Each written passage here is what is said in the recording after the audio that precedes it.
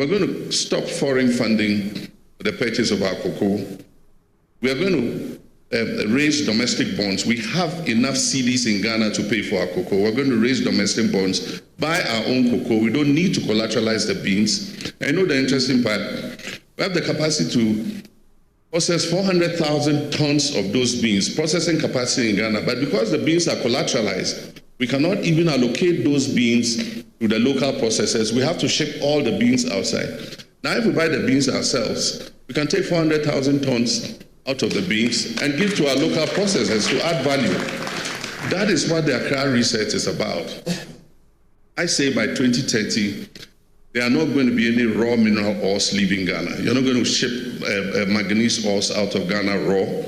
You're not going to ship bauxite ore out of Ghana raw. You're not going to ship iron ore out of Ghana raw. You must process all that locally. That is the only way we can provide opportunities for our young people.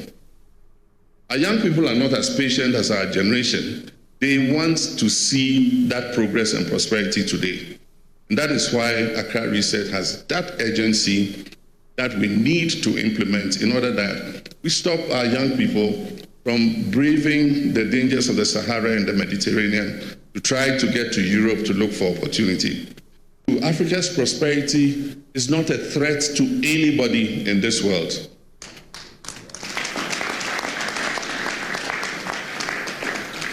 Africa's prosperity will consolidate world prosperity, and it will be a positive for this world, not a threat.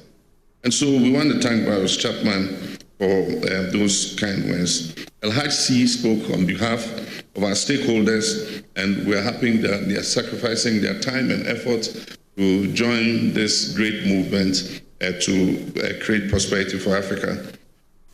Some of us, what the Accra Reset really means. Some imagine just another declaration. Others expect fiery speeches. Accra Reset is an architecture, a framework through which Africa and its partners align finance, health, trade, skills, and technology into a single direction of travel. Our frustrations have given way to determination, sparking breakthrough thinking that will change the calculus of international relations forever. Take, for example, global health. For too long, our health systems have been seen as a drain on our budgets. Through the Accra Reset, every finance minister now understands that health is the foundation of productivity and stability. I'm pleased to announce our high-level panel on reform of global health architecture, which is co-chaired by Professor Peter Piot, Honorable Budi Gunadi Sadikin, Chancellor El-Haj Asai, and Honorable Nisia Trinidade Lima. Reform will be grounded in knowledge of past failures while animated by future promise. On negotiating power, it is said that sovereignty depends on the people manning the gates.